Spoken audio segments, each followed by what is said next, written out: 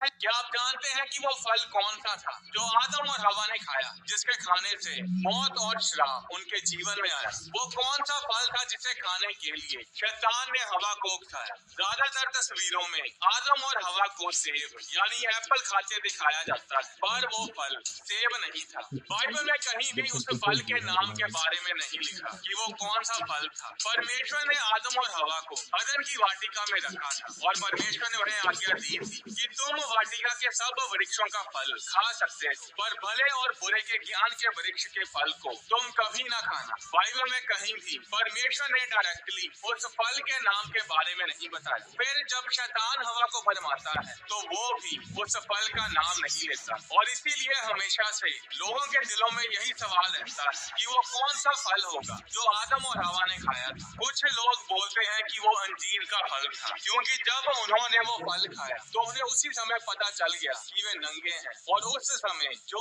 पेड़ उनके पास मौजूद था उन्होंने उसी पेड़ के यानी अंजीर के पत्तों के कपड़े बना लिए। फिर लोग ये भी बोलते हैं कि यीशु मसीह ने अंजीर के पेड़ को श्रापित किया था, इसलिए वो फल अंजीर का फल ही है। मरकुस अध्याय 11 उसकी 12-13 आयत में लिखा कि यीशु मसीह को भूख लगी थी और इसीलिए वो अंजीर के पेड़ के पास आए थे ताकि उसका फल खा सके। यीशु मसीह उस पेड़ को श्रापित करने के इरादे से उसके पास नहीं आए थे। तो भले और बुरे के ज्ञान का वृक्ष वो फल ना तो सेब है और ना ही अंजीर, वो फल है अंगूर। जी हाँ, परमेश्वर की आज्ञा तोड़कर जो फल आदम और हवा ने खाया और जिसे खाने से उनके जीवन में श्राप और मौत आई, वो फल अंगूर था। पर वो फल अंगूर कैसे हो सकता है? बाइबल में तो लिखा है कि वो एक वृक्ष था, एक पेड़, एक ट्री था, पर अंगूर का तो कोई पेड़ नहीं, उसकी बेल होती है, उसकी लताएं होती हैं, अंगूर का वृक्ष नहीं होता। पर क्या आप जानते हैं कि पहले समय में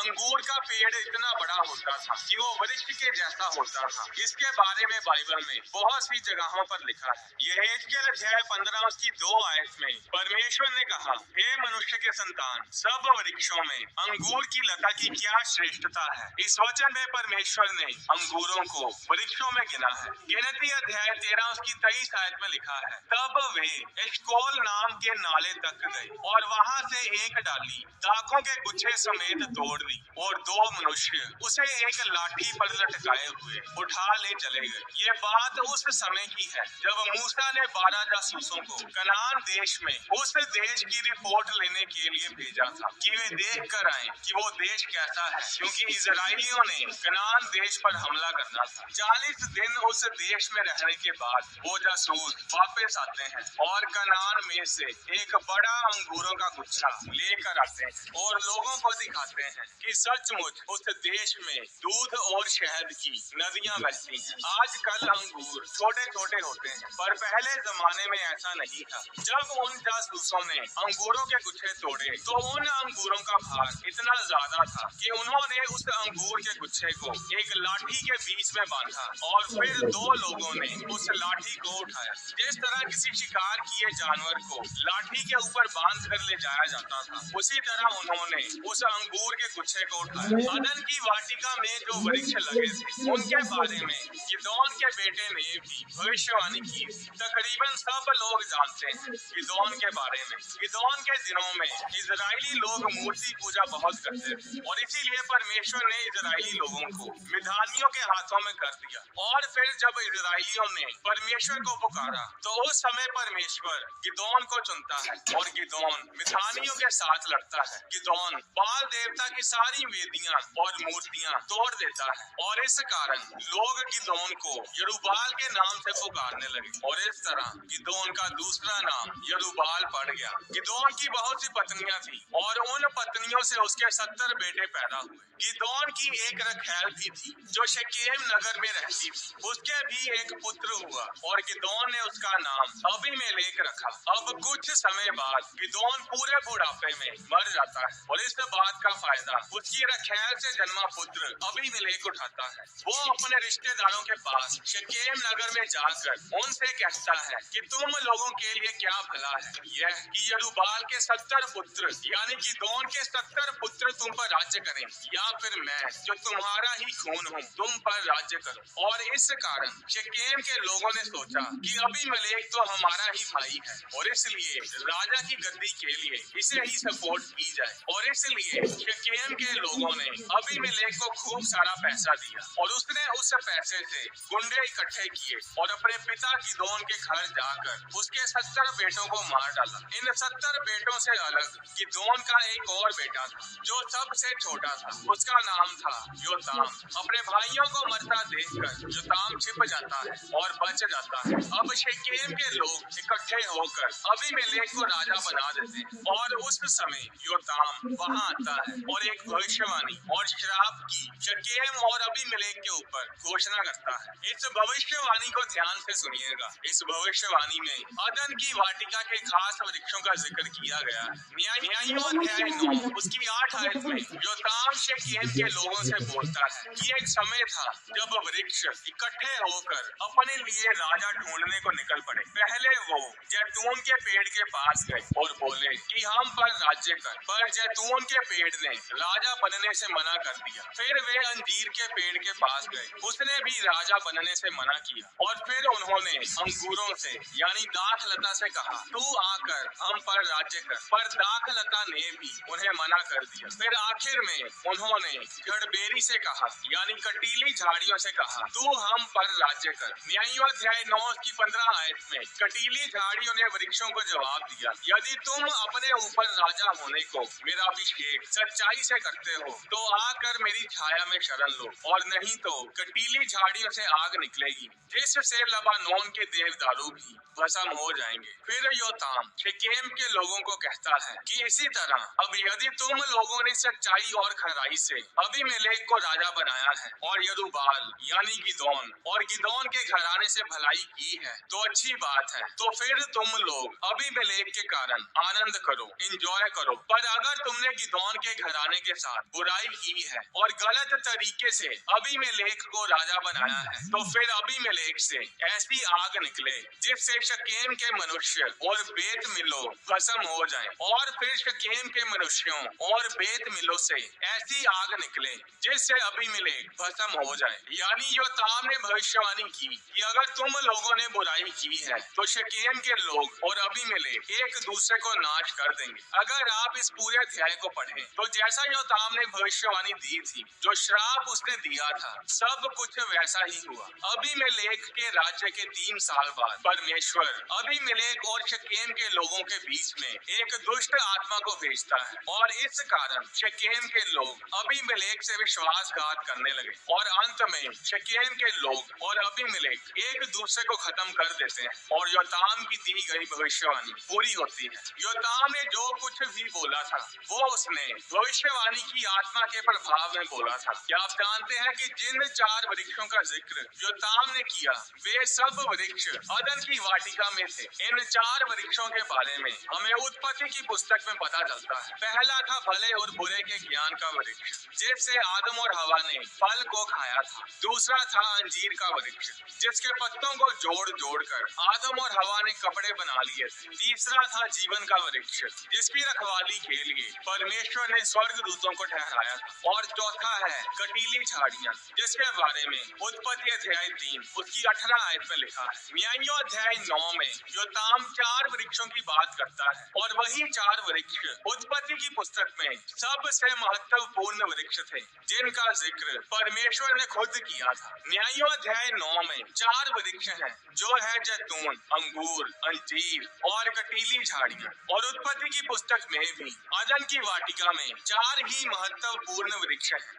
जो है भले और बुरे के ज्ञान का वृक्ष, जीवन का वृक्ष, अंजीर का वृक्ष और कटीली झाड़ियां। परमेश्वर ने अदन की वाटिका के सेंटर में 2 वृक्ष लगाए थे जो कि बहुत ही स्पेशल थे। अब वो 2 वृक्ष अंजीर का वृक्ष और कटीली झाड़ियां नहीं हो सकती। तो अब हमारे पास बचते हैं 2 वृक्ष, एक है जैतून का वृक्ष यानी ऑलिव ट्री और दूसरा है अंगूरों का वृक्ष यानी दाखलता। जब नूह के जल पर लय के समय सारी धरती पानी में डूबी हुई थी। तो पानी के घटने के बाद नूह ने एक कबूतरी को जहाज में से छोड़ा था। उत्पत्ति अध्याय 8 उसकी 11 आयत में लिखा, और कबूतरी सांझ के समय उसके पास आ गई तो क्या देखा कि उसकी चोंच में जल पाई, यानी जैतून का एक नया पत्ता है। इससे नूह ने जांच लिया कि जल पृथ्वी पर घट गया है। वो जैतून का पत्ता जीवन की निशानी था। फिर मिलाप वाले तंबू में दीवट को यानी मेनोरा को जलाने के लिए जैतून के तेल का इस्तेमाल किया जाता था, जो परमेश्वर का भवन सुलेमान ने बनाया। उस भवन के बहुत से दरवाजे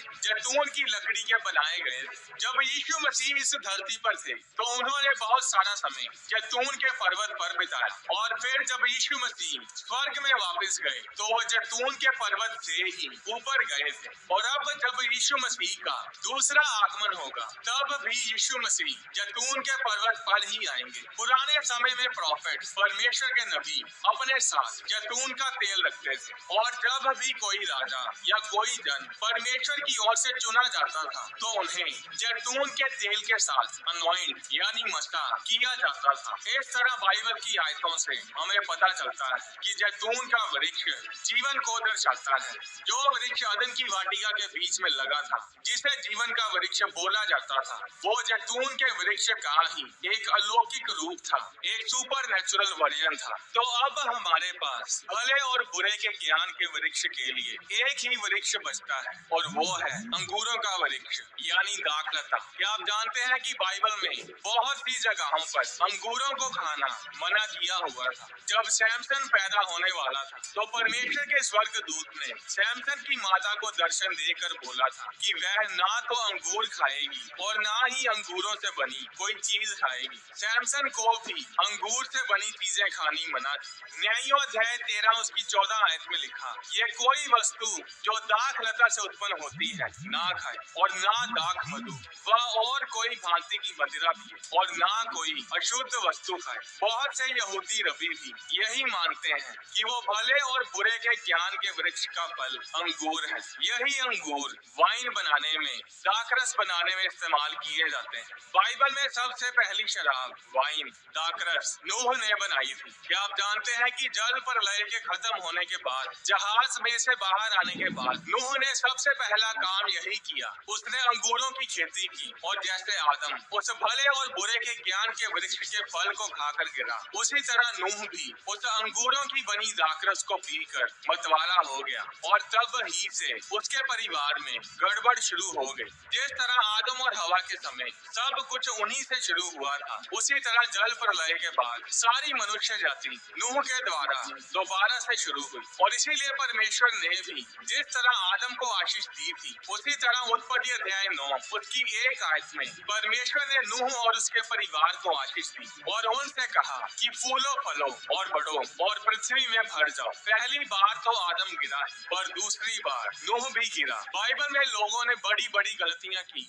जब जब वे दाखरस के मतवाले हो गए। आज भी ऐसा ही है। हर साल तकरीबन 30 लाख लोग शराब, वाइन, अल्कोहल के नशे के कारण मर जाते हैं। लोगों के घर बर्बाद हो जाते हैं। जैतून का वृक्ष जीवन के वृक्ष की निशानी था, और अंगूरों का वृक्ष यानी दाखलता भले और बुरे के ज्ञान के वृक्ष की निशानी थी। पुराने समय में जैतून के तेल को रोटी बनाने के लिए इस्तेमाल किया जाता था। इसके बारे में 1 राजा अध्याय 17 उसकी 12 आयत में भी लिखा है। जब एलिया सारपत नगर की विधवा के पास गया तो उस विधवा ने एलिया को बताया था कि उसके पास केवल घड़े में मुट्ठी भर मैदा और कुप्पी में थोड़ा सा तेल है, जिसकी रोटी बनाकर मैं और मेरा बेटा खाएंगे और फिर मर जाएंगे। जिस तेल की वो बात कर रही थी वो जैतून का तेल था। जैतून के तेल के साथ रोटी बनाकर ही उसने एलिया नबी को खिलाई थी। हनोक की पुस्तक में भी भले और बुरे के ज्ञान के वृक्ष के बारे में लिखा है कि वो फल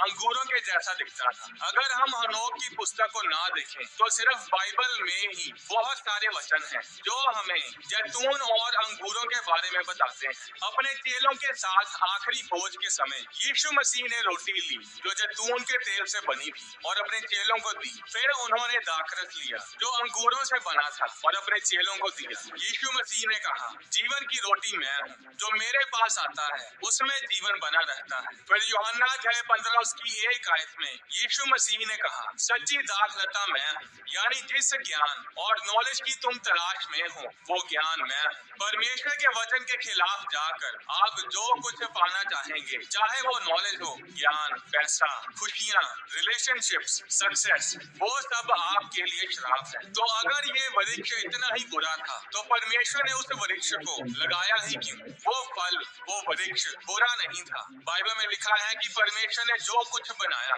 वो सब अच्छा था। उत्पत्ति अध्याय 2 उसकी 9 आयत में लिखा, और यहोवा परमेश्वर ने भूमि से सब भांति के वृक्ष जो देखने में मनोहर और जिनके फल खाने में अच्छे हैं उगाए, और वाटिका के बीच में जीवन के वृक्ष को और भले या बुरे के ज्ञान के वृक्ष को भी लगाया। परमेश्वर ने उस भले और बुरे के ज्ञान के वृक्ष को अगर आदम और हवा से दूर ही रखना होता तो वो कभी भी उस वृक्ष को उस अदन की वाटिका के बीच में नहीं लगाता। पाप उस फल को खाने से नहीं हुआ, पाप इसलिए हुआ क्योंकि परमेश्वर की आज्ञा, परमेश्वर का वचन तोड़ दिया गया। वो फल अच्छा था पर क्योंकि परमेश्वर ने उसे खाने से मना किया हुआ था, इसलिए उस फल को परमेश्वर की आज्ञा के खिलाफ जाकर खाना पाप था। अब पानी तो आपके लिए अच्छा है, पर अगर परमेश्वर ने आपको पानी पीने से मना किया है तो फिर वो पानी आपके लिए पानी नहीं बल्कि जहर है। वो वृक्ष परमेश्वर के लिए इतने खास थे कि परमेश्वर ने उन वृक्षों को वाटिका के बिल्कुल बीच में लगाया था। परमेश्वर ने अपने समय पर आदम और हवा को उस फल को खाने के लिए अनुमति दे देनी थी, क्योंकि परमेश्वर ने सब कुछ आदम और हवा के लिए ही बनाया था। उस फल को खाने से पहले परमेश्वर उन्हें बताता था कि उनके लिए क्या सही है और क्या गलत, क्या भला है और क्या बुरा है। पर वो परमेश्वर से दूर जाकर खुद ये फैसला करने लगे कि हमारे लिए क्या भला है और क्या बुरा। आज भी लोग ऐसा ही करते हैं, वे परमेश्वर के वचन के बीच से अपनी जिंदगी के फैसले नहीं करते। उनको जो अच्छा लगता है वे उसी हिसाब से अपने लिए भले और बुरे का फैसला करते हैं। नीति वचन अध्याय 10 उसकी 22 आयत में लिखा, धन यहोवा की आशीष ही से मिलता है और वह उसके साथ दुख नहीं मिलाता। परमेश्वर जो आशीष आपको देता है उसके साथ कोई दुख नहीं आता। भजन संहिता 127 उसकी 1 आयत में लिखा, यदि घर को यहोवा ना बनाए तो उसके बनाने वालों का परिश्रम व्यर्थ होगा। यदि नगर की रक्षा यहोवा ना करे तो रखवाले का जागना, चौकीदार का जागना व्यर्थ ही होगा। नीति वचन अध्याय 21 उसकी 31 आयत में लिखा, युद्ध के दिन के लिए घोड़ा तैयार तो होता है परंतु जय यहोवा ही से मिलती है। आज लोग दुखी और श्रापित इसीलिए हैं क्योंकि वे आदम और हवा की तरह परमेश्वर के वचन को तोड़कर आशीष की खोज में रहते हैं। पर सच्चा ज्ञान, सच्ची आशीष का सोता सिर्फ यीशु मसीह ही है। आज आपको जो कुछ चाहिए वो सब यीशु मसीह में है। उससे अलग होकर हम कुछ नहीं कर सकते।